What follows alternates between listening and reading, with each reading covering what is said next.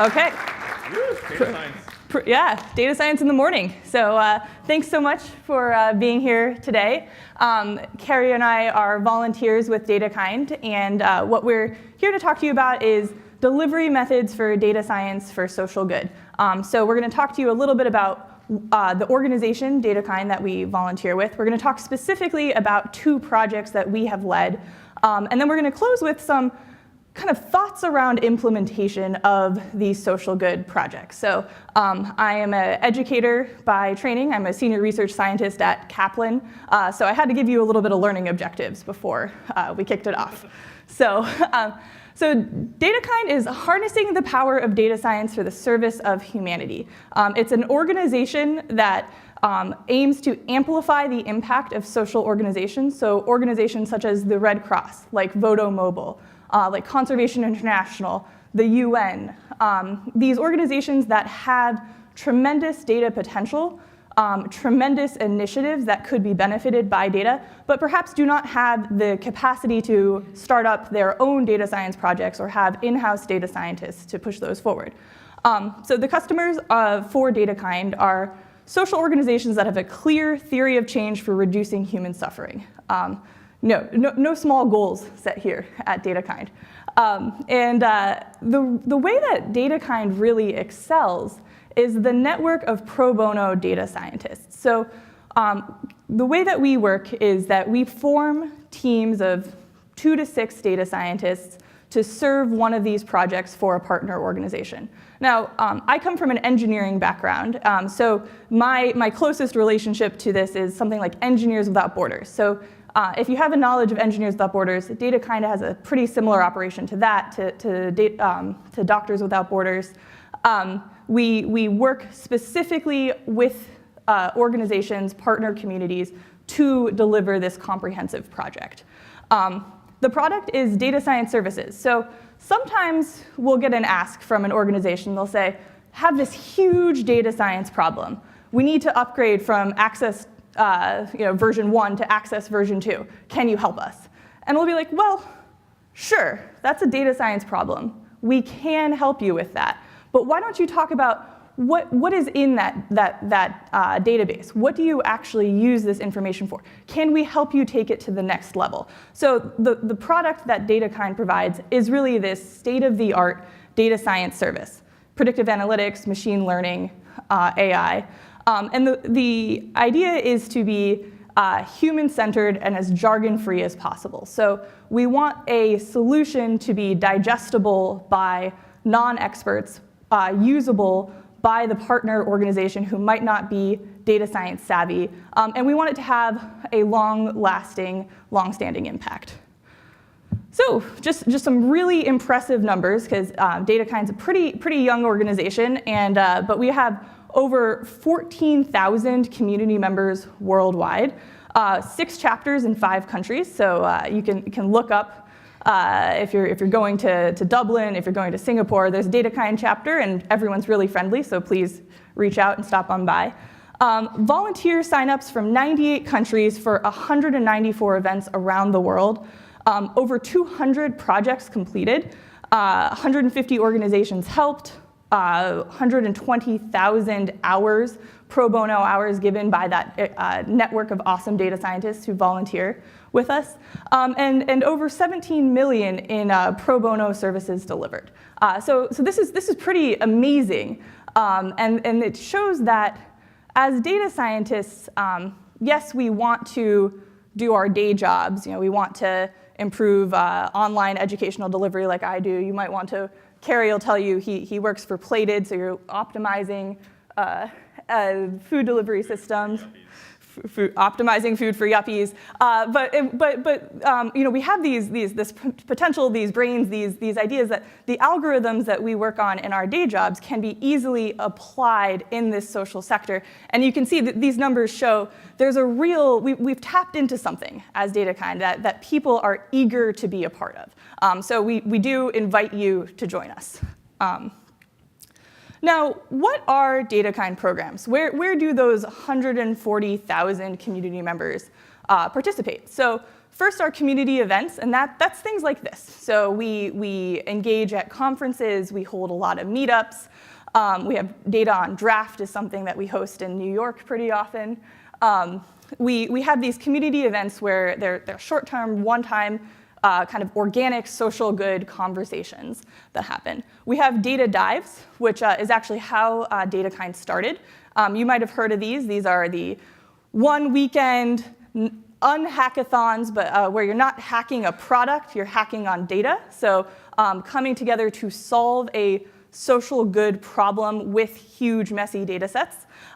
We have the data core, which is really the bread and butter of the DataKind program. These are the volunteer projects that last typically about 6 months. They have 2 to 6 volunteers working with a partner organization. We also have something called DataKind Labs. So DataKind does have an in-house staff of data scientists who work on year to multi-year projects that have multiple partners with the idea of a sector-wide impact.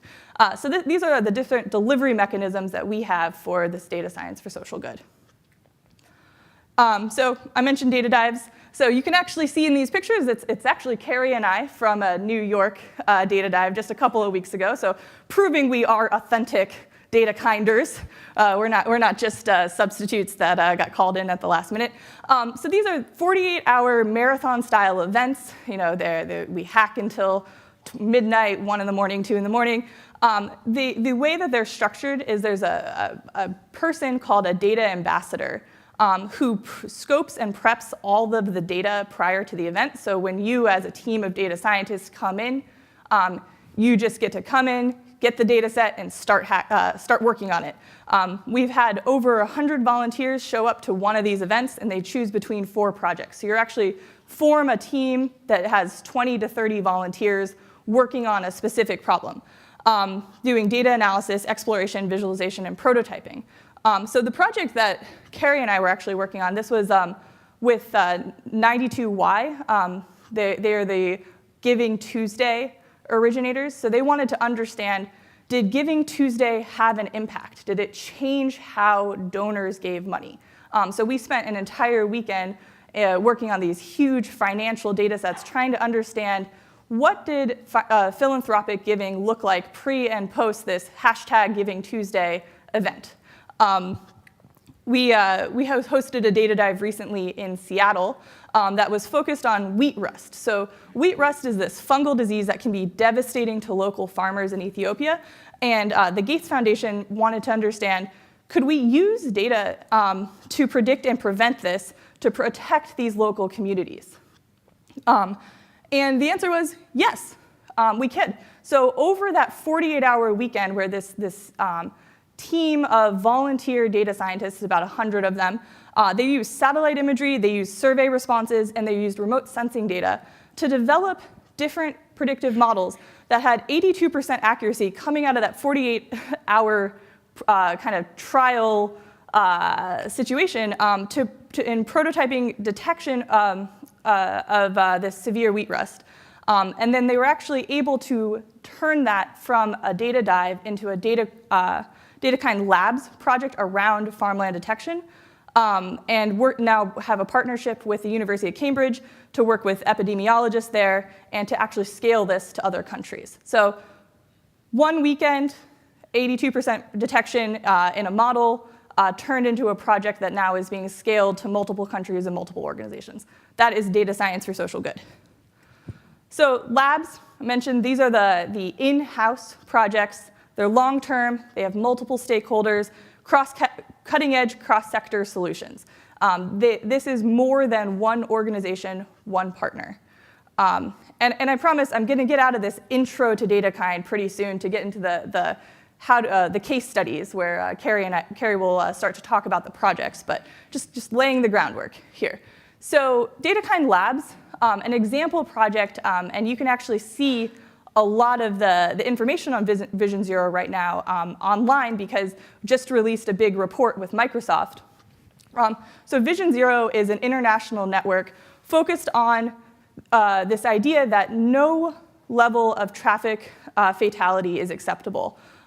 This international network has done a lot of study around what the fatalities of being struck by a vehicle are. It's the leading cause of injury-related death for children under 14. It's the second leading cause for seniors. And what DataKind did was they actually partnered with multiple cities, including New York City, to start to understand, okay, Vision Zero has this data, they have this information, but what does it look like? Can we actually start to do estimations around where the riskiest areas for these injury-related traffic fatalities occur? Is it related to the speed that someone is driving? Are there places that we can predict this, the likelihood of a crash? So this is where DataKind partnered with an established network of data collection communities and actually started to build the machine learning models on top of that to get to estimation, prediction, and then to actually help inform policy in these cities. Okay, and lastly, I mentioned data core, the meat and potatoes of DataKind. These are they're about 6-month engagements, teams of volunteers matched to a specific organization with a process focused on co-creating data solutions between the scientists and the social actors. So DataKind talks a lot about 6 components of a successful project. We have a nice visual here, but unless you have some supervision, you probably can't read them all. We've identified 6 things as being essential for one of these projects. We need a really strong problem statement. We need social actors, so we need these organizations who have a clear theory of change, who have a clear direction within their sphere. We need subject matter expertise. So this is often where we get an external kind of peer reviewer to assess and say, hey, is this data science on the right track? Do you need funding? So DataKind works with partner organizations such as IBM to fund these pro bono projects. We need the team of those data scientists, and we actually need data sets. So 6 components of are essential for a strong data science project. And the steps of a data science, these data core projects, they run as in a lean, sprint model, problem exploration, data discovery, prototyping, refinement, solution. Looks so simple, especially because it almost looks like just a blue box for you. I assure you it's a very nice infographic that you can pull off the website. Yeah, it looks so crisp on my screen. It looks so simple. It's just 5 steps, but now I'm going to actually hand it over to Kerry to talk to you about a true data core project that he's been leading, and maybe some of the places where these 5 steps aren't actually so simple. Okay. So, do you do this? I can hand you this mic.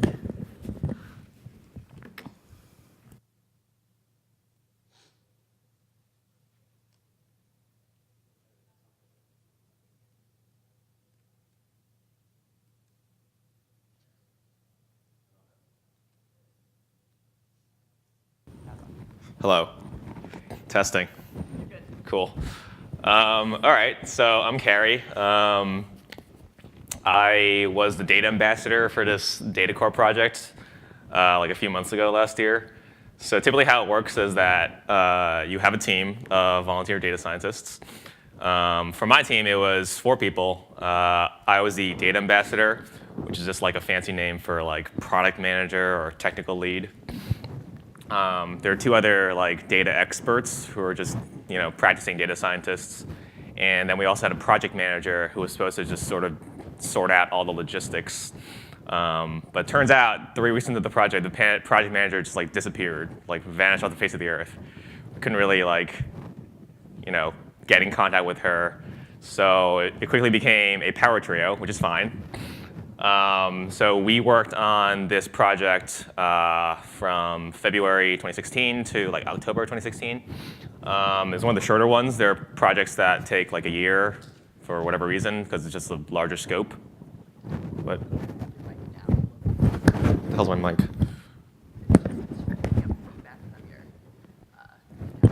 Oh, fuck.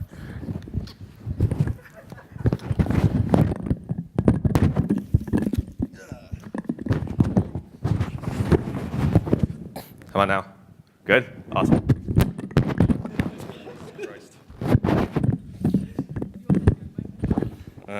No, I'm thinking fine. Okay, cool. So, where was I?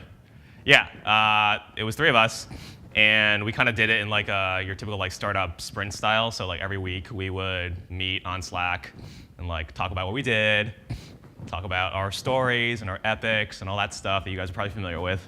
And then it was actually all remote because one of our members lived in Chicago, so we actually never met up in real life. So that's kind of interesting. A lot of other projects are like actual, like, oh, let's like meet up in a coffee shop or whatever. So we work with this organization called ICAD. ICAD stands for the International Center for Advocates Against Discrimination. They're basically this nonprofit based in New York. Essentially just 2 guys operating out of like their homes. And what they do is they combat structural discrimination across the world by monitoring global trends, fostering research, and designing interventions. So a couple of examples of previous projects. They've promoted religious freedom in France, combated gender-based violence in the Pacific Islands, which I'd never heard of. They did some documentation of hate crimes, and then they also are just generally involved with like mapping discrimination in various countries and regions. So this is their website. They talk a little bit more about what they do. A lot of pro bono services donated.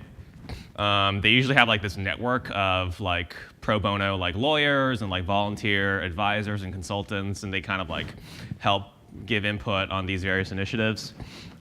This is just another example of one of their projects, just to give you a better idea of what these guys are up to all the time.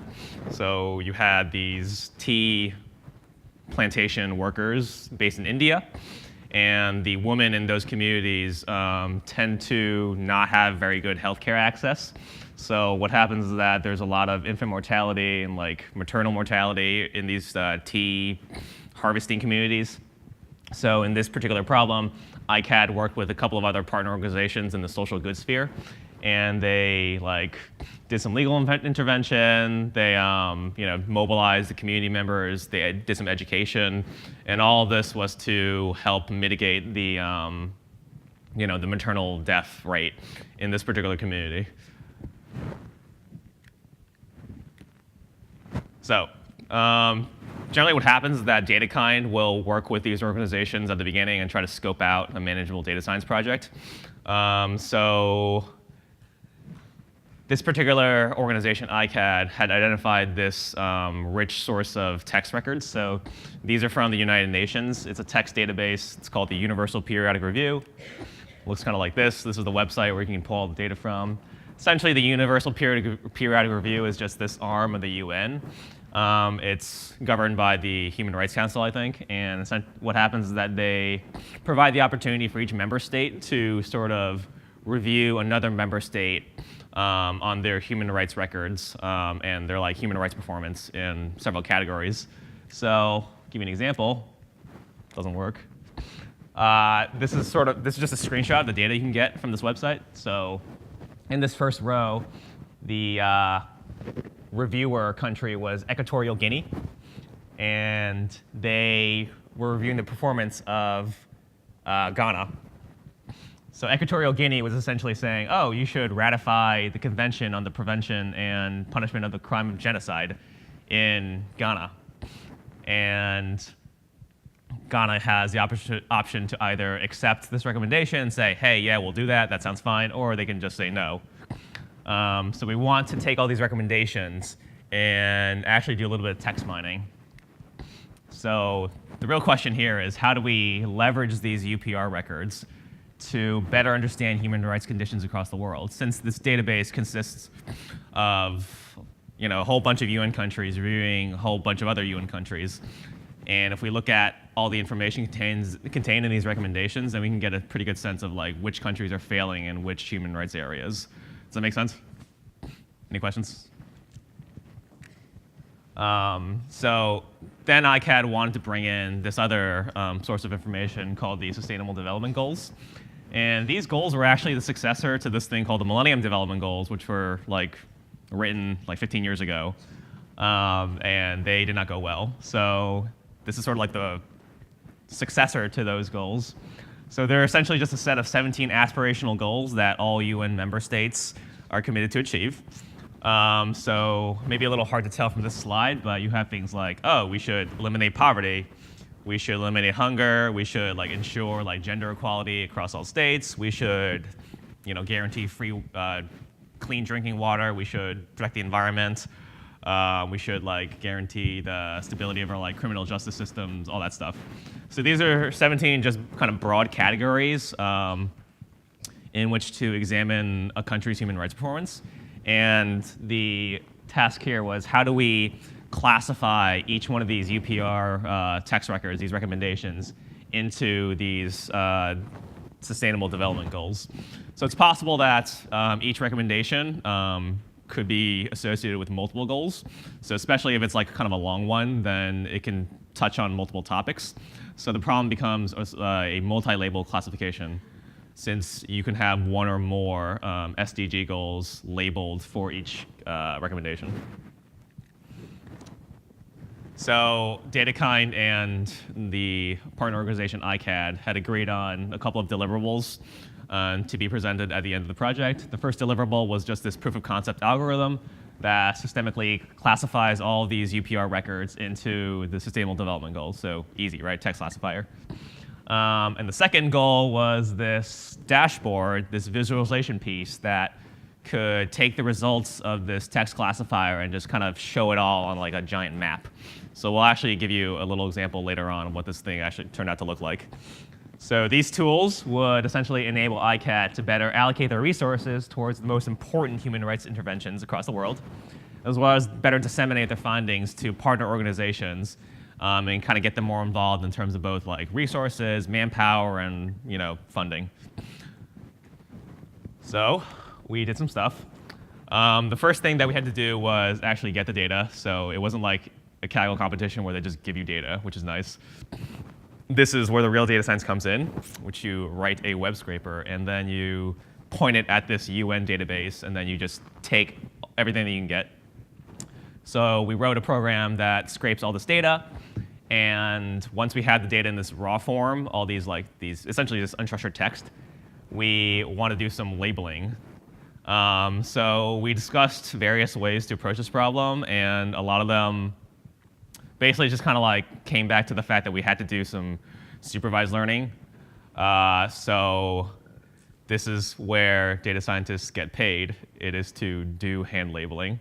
So we took a bunch of these records, I think somewhere around 1,500 of them, and we sat down over the course of 2 months, and we just went through all of them, and we assigned them one or more labels. So it was a joint collaboration between the data core team and ICAD. So we just had to basically manually label all these records in order to do any actual machine learning or data science work. Real glamorous. But after that, it was finally done, and then we started to do some actual ML. So in the world of text mining, there's just a bunch of pretty standard techniques. So I like to sort of lean towards the simpler, more understandable methods. So every UPR, every text record is basically just a very short document. And once you understand that, you can basically create your standard bag of words representation of this entire corpus. So we cleaned, tokenized, and created some 1 and 2 grams out of all the records. And after that happened, we created a term document matrix. Probably all seen this before. Raise your hand if you haven't. Good.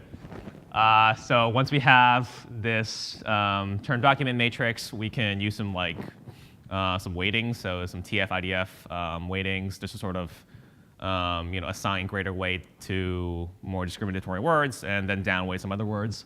And then we feed this data matrix into any sort of machine learning model. So our final model in the end turned out to be a 2-step approach, which I'll talk about a little bit later. But we tried a bunch of different methods. Turns out that support vector machine is a pretty good one. These are our final sort of arguments, or the final model that we arrived at. So it's an SVM with a linear no kernel, squared loss function, L1 penalty, and with a 2.0 regularization constant. So we also tried things like logistic regression, random forest, like gradient boosting, all your standard like tool set. But they all kind of perform the same, and SVM just trains so much faster, so we decided to go with that. So that was our ML layer. The second layer is this basically keyword association layer that we used. So the ML layer performs pretty well by itself, but the partner organization, ICAD, was a little bit concerned about the recall of the ML classifier. So in order to sort of boost the recall, we wanted to incorporate a bunch of hard-coded like rules. Essentially, this is just a bunch of Boolean logic that says if this UPR text blob contains the word corruption, let's associate it with SDG number 16, which is probably going to be about like criminal justice or like human rights or whatever. If the UPR text contains the word HIV or AIDS, then it's probably going to be associated with SDG number 3, and so on and so forth. So there's a whole dictionary of these keyword rules that we looked up. And we are basically just going to impose this logic upon the UPRs that were not well labeled or were not labeled at all by the first initial SVM classifier. So our final ensemble model had these sorts of evaluation metrics. Like I said, the ML layer does really well by itself, but because we wanted to boost the recall a little bit, we were willing to sort of sacrifice a little bit of the precision in order to get that lift in recall. And overall, that gives you a better performance, but more importantly, it sort of like satisfied what ICAD wanted to see from any sort of classifier. And then the second step, or the second part of our data core project was actually taking the machine learning classifier, running it on all of the UPR records that we had, and then loading it into a visualization platform. So one of our team members worked very hard on building a dashboard written in like Python and Bogey. So here's an example of what that dashboard sort of looks like. If you go to that URL, can we go to a website?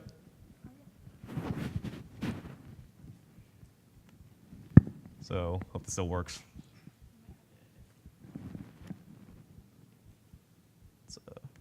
Let's go in Safari. Finder, damn it. All right, well, you can look at it later.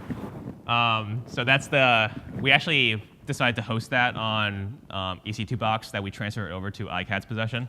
So currently it's still running, and if you go to that website, you can sort of like look at a drop-down menu of all the countries in the UN that we have information for, and then you can select a country, and then that'll take you to that country-specific visualization page. So you'll be able to see things like this fun pie chart, and then some other bar graphs that sort of give you like a distribution of what the UPR recommendations were for that country. So after all this was handed over, we delivered it last October, and ICAD took that algorithm, that initial visualization platform, and then they sort of distributed it and implicated it among various project partners. Thank you. And part 2 of that was actually bringing on a separate team. So ICAD began to talk to these folks from Xerox, and then they got a Xerox team to basically refine and build a version 2 of this algo. So one of the things that they wanted to do with the original data core team was to actually label the UPR records into 169 categories instead of 17. So the 17 original categories actually have like sub-labels or sub-goals. So under the goal of no poverty, there are like 7 or 8 different sub-goals that have to do with poverty, and then so on and so forth for each one of these 17 SDGs. So if you take those all together, that's actually close to 170 different additional labels that they wanted to classify the text records into. And then they were like, oh, we want you to do labeling using 117 different categories. I was like, ha, hell no. So we did it with 17 at first. And we were like, if you want to label them using the sub-goals, then you need to like actually bring in a team, like a bigger team, and then make them do a lot of manual labeling on their own, because we're not going to do it unless you pay us, which you won't. So they actually managed to convince the Xerox team to do this version 2 of the algorithm, which actually goes into those sub-goals. And then apparently they have an army of volunteer lawyers doing all this manual labeling, so God bless them. And apparently they'll have something concrete by next summer. So here are some things that we learned. Easier, typically better. We had tried some of those really fancy machine learning techniques like doc2vec and some semi-supervised learning, but those don't work very well in this situation, probably because we don't have a lot of data in the first place. So things that are based on neural networks don't really play well with data that's like 1,500 records long. Plus our documents are pretty short. They're not like full books or like essays or papers or whatever, so a lot of those methods don't really work well with really short documents. So actually, we could have just done a logistic regression and probably would have been almost as good, but SVM just sounds fancier, so we'll go with that. Small data actually has a lot of its own problems. So like I said, you're kind of limited in your methods if you have a very small data set. And a lot of the standard ML techniques won't work very well because they just need more data to train on. So simple Boolean logic works surprisingly well. You don't need to have a really fancy optimization method to get some good results. You can actually do a V1, a prototype, with very simple logic. And that'll be miles better than what a lot of people currently have. And data scientists are paid a lot of money because they can identify what the dirty work is and then do it. So that's what I learned. And last but not least, here are some shout outs to my great team. Ben Cohen is a software engineer at Warby Parker. He helped with the machine learning, and he did all the visualization work. So kudos to him. Rebecca Way was a PhD student at Northwestern back in the day. Now she actually has a real job at Allstate in Chicago. And yours truly, Kerry. I work at Plated. I'm the senior data scientist. In a previous life, I was a statistician, but apparently you can just rebrand yourself as a data scientist and get paid 50% more. So that's us. And if for some reason you're interested in looking at the code, here's the project repo. I invite you to take a look at it, and you can do some code review, and I'll probably ignore it. Yeah, that's me.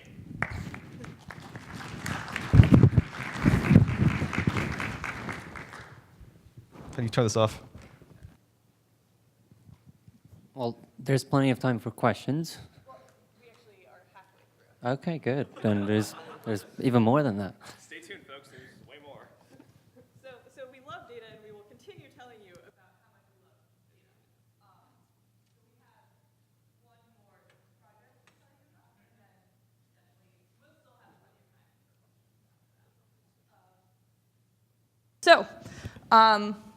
Second project is Conservation International. So Conservation International is a huge ecosystem conservation biology organization working on every continent in over 300 countries, I believe, just really working on projects to do conservation and improve natural resource management.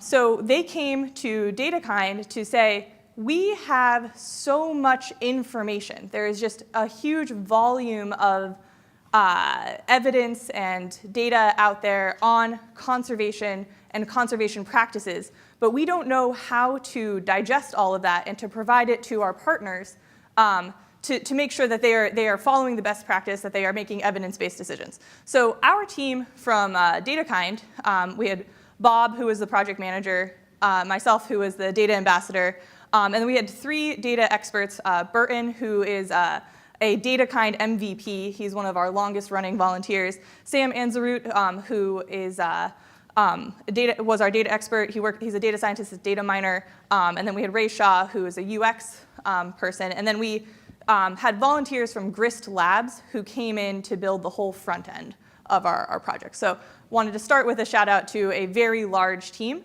Because this project started in March of 2016.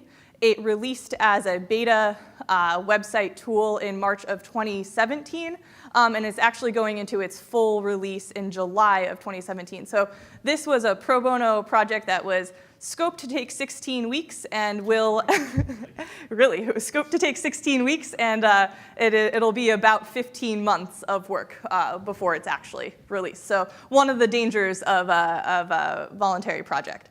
So Conservation International came to DataKind with these 3 huge questions. How do we find the scientific evidence out there on conservation? How do we communicate that evidence? And how do we see if people are using the evidence out there, right? Simple questions to ask a team of data scientists. Now, they had some thoughts. They had a team doing manual reviews of all of these scientific papers, but they didn't have a clear mechanism for keeping up with the reading of these hundreds of thousands of papers, and nor a clear way of pushing that information out into the world. But they read an article. So it was this networking nature. Technology could be transforming conservation. Data science could. Saw this other article in the Washington Post. Solution to all of our problems are these PDFs no one reads. So the evidence is actually out there, and a lot of it is open source, but no one's reading it. This Washington Post article talked about the World Bank did a study where World Bank publishes these very in-depth research studies. They're all free on their website. They found that less than 10% of them had been downloaded more than once. So there's evidence out there, no one's reading it. So a solution needs to break that barrier of seeking out, downloading, and attempting to synthesize the information. It's just information overload. Now, some surveys have also occurred in this space of understanding this evidence gap. So actually going out to the conservation community that they work with, so people who are professionals in this space, they are the subject matter experts, and saying, would you actually make decisions based on evidence? And the answer is yes, they would. They would absolutely do evidence-based decision-making versus experience-based decision-making if only they had a framework and the tools to read that evidence quickly and evaluate it. So practitioners just don't have a set of information or a set of ways to comprehend the sheer volume of information out there. As a recent PhD graduate, I completely understand this. I'm sure there's a lot of us in the room who had to go through the literature review of reading through thousands and thousands of papers trying to come up with the best information to support our scientific arguments. These are people who it's their job to invest money quickly, to manage projects efficiently and on grant timescales, who do not have the time or the research bandwidth to sit and figure out what is absolutely best. So this is where the peer review comes in, right? Academics can change the world if only they stop talking only to their peers. So rather than presenting information at an academic conference and in a peer-reviewed journal, what is the way that evidence can also make it to these decision makers? So this is where Conservation International's theory of change comes in. We need knowledge on effectiveness, right, to create a research project and communicate the findings, right? So a researcher wants to say, I'm going to do microgrants for crop rotations in a small community. I have pre-measures, I have post-measures. I'm going to observe, I'm going to collect the findings, this is my research project, and I'm going to write a paper, and that's the end of it. So that's this first loop. Now, the second loop is the practitioners. So practitioners have this idea of they have some findings, likely from their previous experience. They create some process, and then they make a decision, and they move forward, and they have an outcome, and they keep going past. There's this lack of communication in the communicate findings. There's a lack of synthesis between what researchers do and what practitioners do. And that's where DataKind came in to start to solve a problem. So this need, standard storage, access to research insights, it's this intersection of the best science, the expert opinion, and the needs and preferences of the actual actors. So what was the first solution?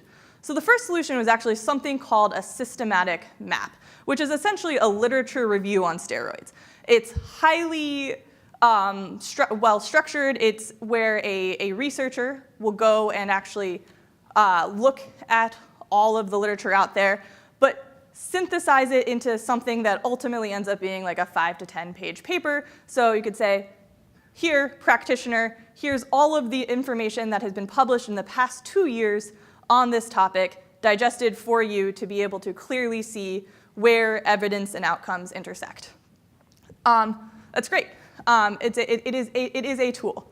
But there's a lot of problems with that tool as it's written and is commonly used right now.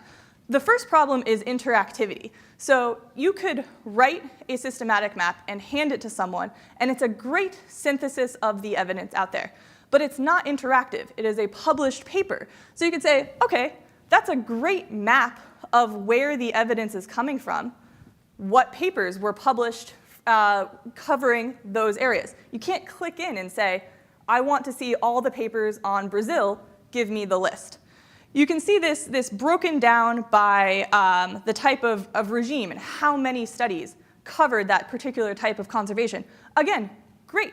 Can't click in and say, I want to see what papers were in there so I can read the #1 paper on this topic. Looking at it by the indicators.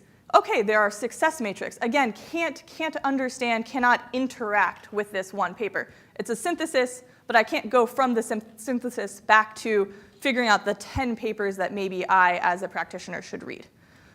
Second problem is manual screening. So while this is a synthesis that gets a decision maker some evidence that helps them make a decision, it's still done by manual screening. And I feel like this XKCD comic really shows you the challenge of manual screening, right?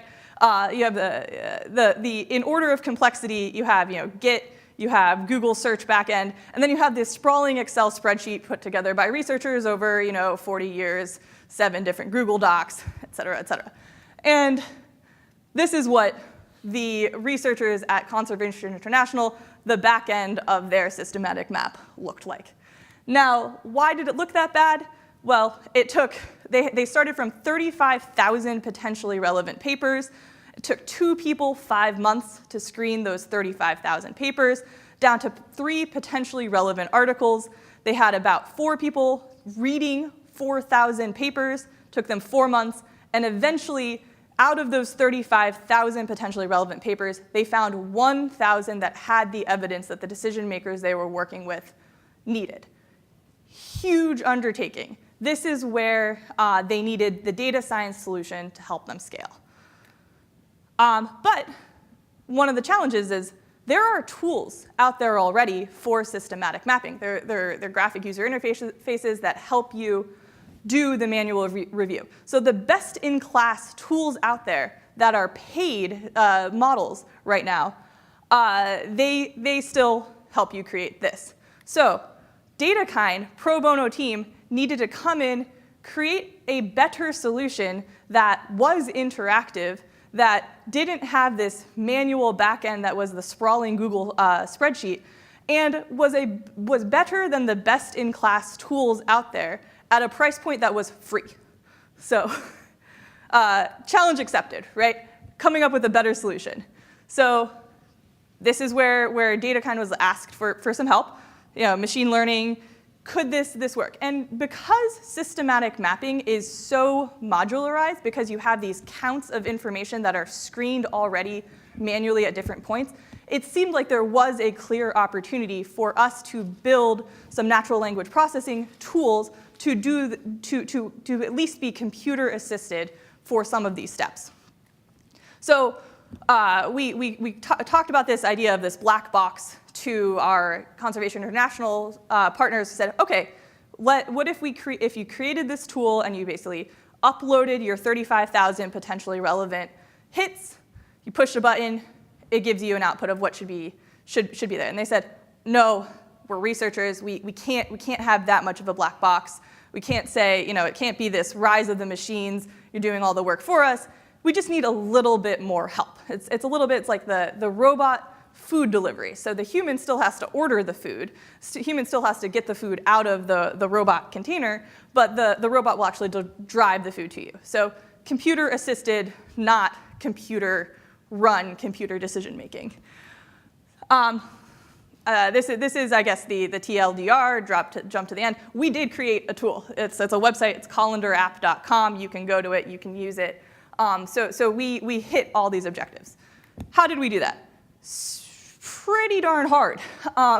We created it looks like a simple web app with this back-end process of an entire systematic review creation. So you go through the steps of creating and planning a review, where it has this objective, questions, the PICO statement, which is the population, intervention, comparator, and outcomes. These are all well-defined for this process. We just created the interface to do it. And then it ingests these potential papers, and we have multiple steps of NLP to help rank for potential relevance. Tool was not just a one-stop shop. This is built using Flask. It has a Postgres database on the back end, Python 3, Scala, Tesseract, PDF Box, ImageMagick. So lots of pieces working together to make this viable. And everything is on an AWS box. So this is just kind of flipping to the front end. This is what it looks like. So these are all of the steps that you would go through for your review. And so where this differs from everything else out there right now is the citation screening. Citation screening learns, and it ranks your potential citations by relevance.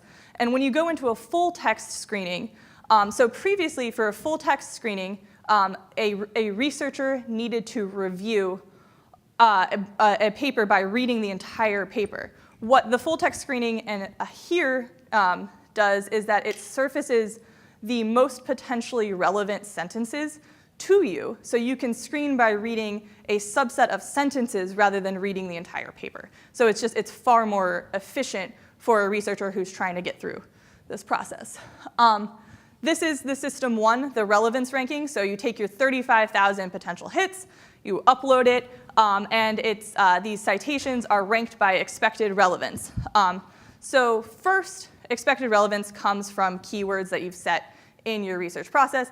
As you, as a reviewer, go in and decide to accept or reject a citation, it learns. First uses the search terms from the review planning.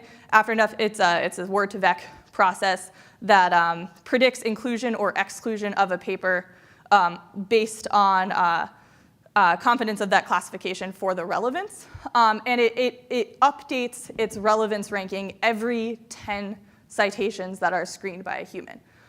So when you have 1,000 potential papers that eventually get accepted out of your 35,000 potential hits, you're looking at somewhere around, 2.5% of your papers being included. What we've found is that by using this, by uploading data sets into Colander and rescreening them, after ranking just 20 potential papers for inclusion or exclusion, so making 20 decisions, you're getting about 90% accuracy in the citations that you are screening. So rather than having to read 100 potential citations to end up getting 2 or 3 of the papers that you might eventually include at the end, you're reading 10 papers and you're including 9 of them. So it learns quickly and it is very accurate.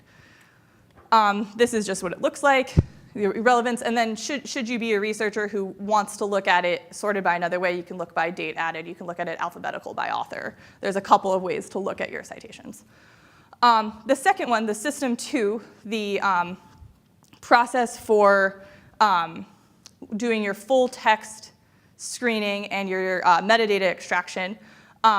This was a little bit more challenging to work with because of a greater, the data sparsity in this space. So looking at reading an entire paper, we did not have enough accuracy enough precision on predicting the right metadata states. So like understanding if a paper was resource management versus land water management versus land water protection.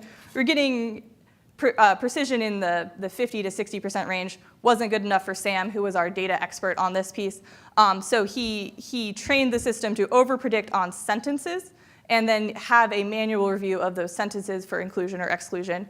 And it's a named entity recognition system. And still, again, not black box. Human researcher has the ultimate say on if it truly is valuable or not. This is what it looks like. So giving a sentence to you with how confident it is that this is a valuable sentence that contains the right information for you to make a decision on. This learns after 50 papers have been screened. So until you have manually screened 50 papers, it will not start to predict for you, but that's a heck of a lot better than manually screening 1,000 or more. So that's the second part. And then what is actually the endpoint? So we had this problem of, okay, you've done a systematic review, the information is not interactive. Well, there's actually a separate portal, natureandpeopleevidence.org, that is interactive. So now you can go in and look at what is the intersection of these two things I'm looking at. I want to look at health outcomes against forest restoration. Is there evidence in this? And it's a little heat map. You can see a little bit of it down at the bottom.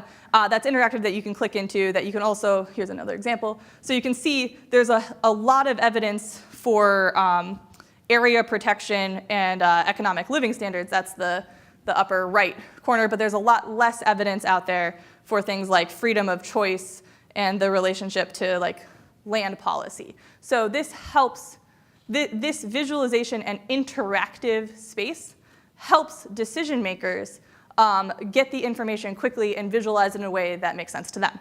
And the colander piece, the ultimate output of colander is simply a CSV file that could be ingested by any of these receiving systems. So you get all of your information synthesized in a CSV that could then be uploaded to this Shiny app for visualization. All right, so this project, very cool, very big impact. We're actually now, as it gets to deployment, trying to measure the impact of this tool on two axes, looking at both the sector impact, access, fact that it's a common solution, has it been disseminated, and organizational impact. So Conservation International had 2 people work for 1 year on a single map. Now they have 1 person working on 3 maps right now. So we're seeing huge gains in the organization, the partner.